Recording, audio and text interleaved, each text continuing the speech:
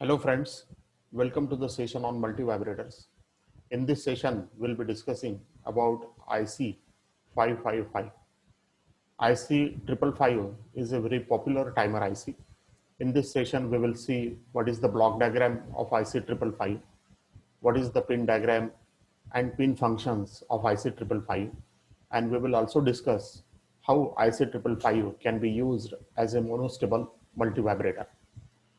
Friends, you know that you are viewing this session on my YouTube channel, Learn with Prakash Khanade, and do subscribe to the channel to see many videos on the subjects of electronics and computer science.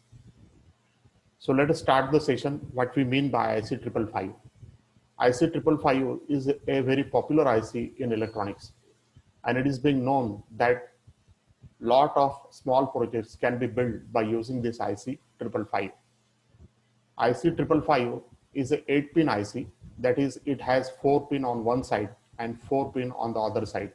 And this IC is being called as a timer IC because this IC is used to produce the time delays.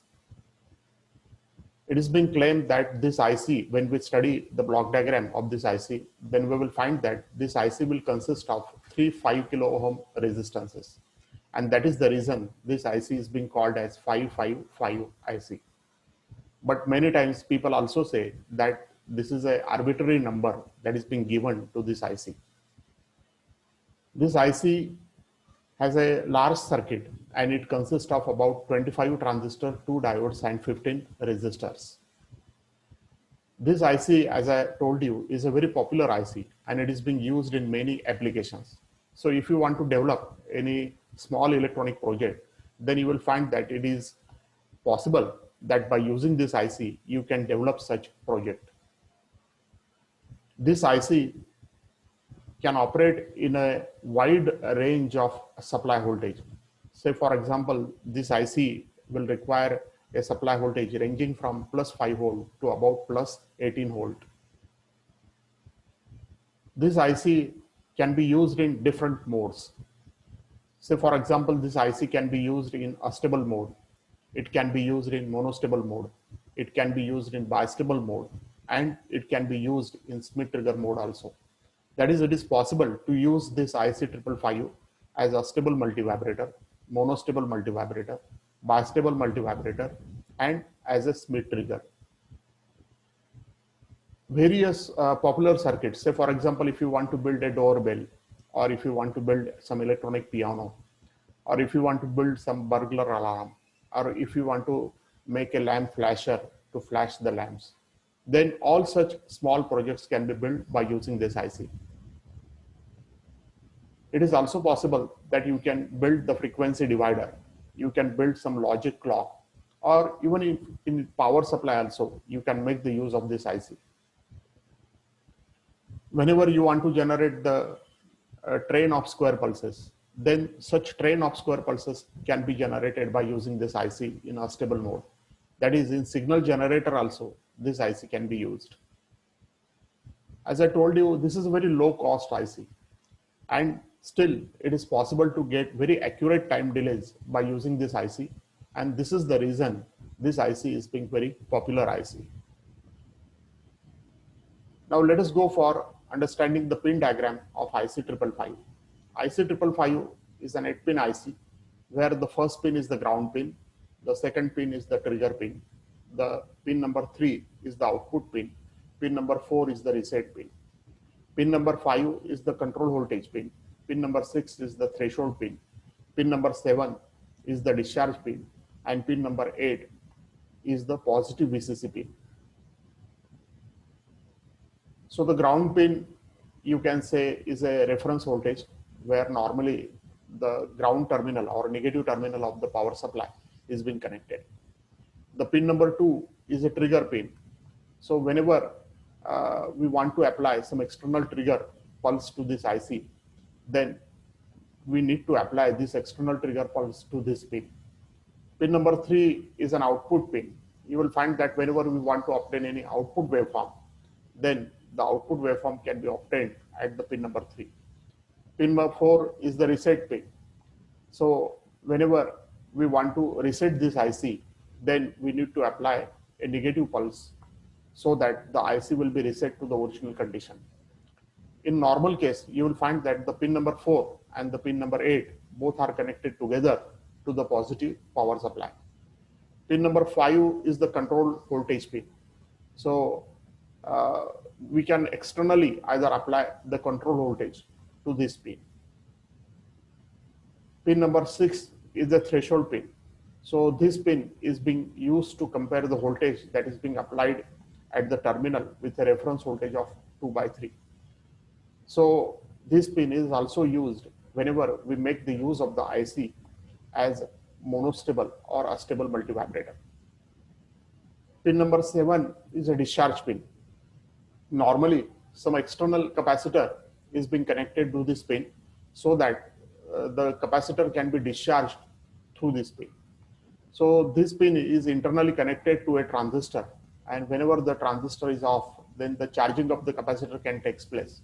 And whenever the transistor is on, then the external capacitor can discharge through this pin. Pin number 8 is a positive VCC pin. That is the positive terminal of the power supply need to be connected to this pin. Now let us go for the block diagram of IC555. So this is a block diagram of IC555.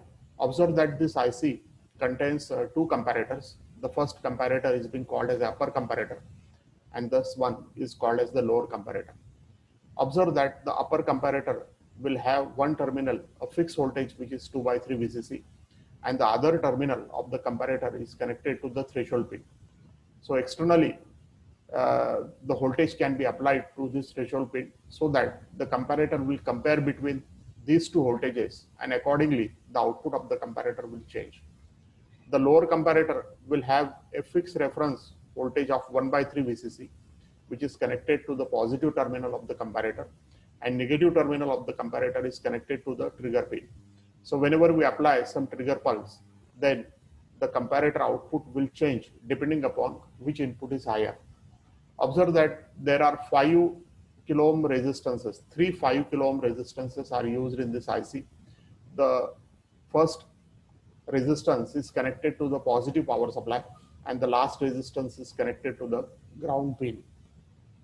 Also observe that the output of both the comparators is being connected to a SR flip-flop, and the output Q bar is connected to a NOT gate, and the output of the NOT gate is connected to the pin number 3, that is the output pin of IC555. Observe that there are two transistors used in the circuit, transistor Q1 and transistor Q2. Transistor Q1 is being connected to the discharge pin, and the transistor Q2 is being used for the reset pin. So IC555, as I told you, will consist of two comparators, one flip-flop, two transistors, and 3 5 kilo ohm resistances, as shown in this block diagram. So one input of the upper comparator has a fixed reference voltage, and that is equal to 2/3 VCC.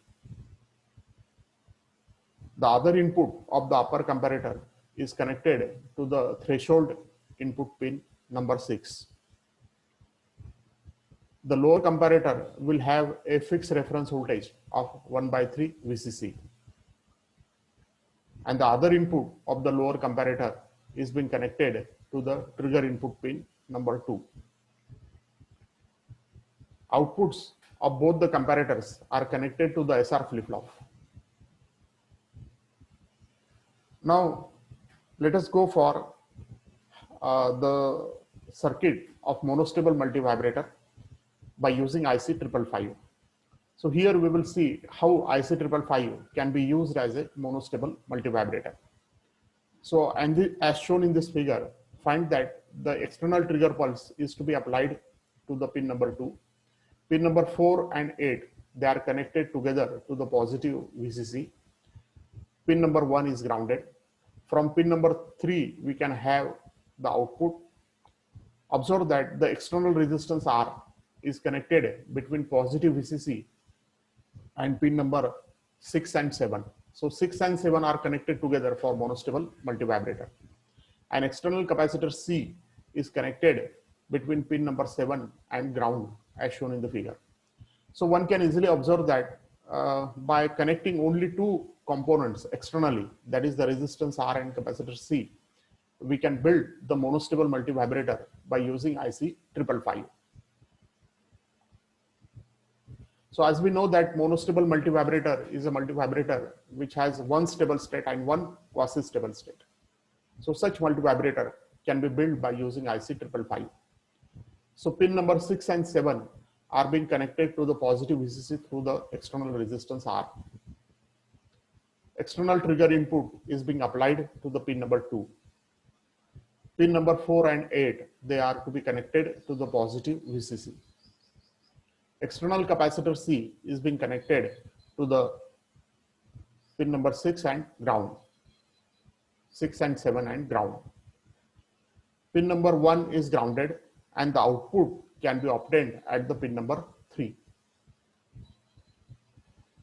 So initially, when we switch on the power supply for this IC, we can assume that initially the output at this pin number 3 will be equal to 0. That is, the IC will be in the reset condition and the output will be equal to 0. Now, in order to change the state, now this is the stable state of the monostable multivibrator. In order to change the state, you need to apply a negative trigger pulse at the trigger input of IC 555. So when the negative trigger is being applied, then you will find that if you refer to the block diagram of IC 555, because in order to understand how IC 555 works as a monostable multivibrator, it is necessary to have a reference to the block diagram. So when the negative trigger is being applied, the output of the lower comparator, which we have shown in the block diagram, will get changed. And when this output will get changed, then the output of the SR flip-flop will also get changed. And therefore, the output at the pin number 3 will rise to VCC. Now, when you again refer to the block diagram, you will find that the transistor Q1 now will go into the off state and the external capacitor C, which is being connected to the pin number 6 and 7, will start charging through the resistance R. And the voltage across the capacitor will go on increasing exponentially. When this voltage rises to the level of 2/3 VCC, then again you will find that the output of the upper comparator now will get changed, and it will cause the change in the output of the SR flip-flop. And therefore, the output at pin number 3 will fall down to the 0 level, that is the initial level. That is, you will find that the circuit has returned to the stable state again after a short duration of time. So initially the circuit is in the stable state. When we apply the trigger pulse, the circuit will go to the another state and the circuit will automatically come back to the stable state again. So now we can draw the waveforms for the monostable multivibrator for IC 555. So initially, as I told you, before application of the trigger pulse, the voltage across the capacitor will be equal to 0 and the output voltage will be also equal to 0. Now, whenever we apply a small negative going trigger pulse to the trigger input of IC 555, then the state of the multivibrator is being changed and the output will rise to the plus VCC. Now, the capacitor will charge through the transistor Q1 and therefore the voltage across the capacitor will go on increasing exponentially. Now, when this voltage becomes equal to 2/3 VCC, then the state of the multivibrator is again changed and the output will fall down to 0. So one can easily observe that when one trigger pulse is applied, then at the output we can generate one square pulse, and therefore we can say that the circuit works as a monostable multivibrator. So thank you friends for viewing the session. Hopefully you have understood the block diagram, pin diagram, and how IC 555 works as a monostable multivibrator. Thank you all for viewing the session.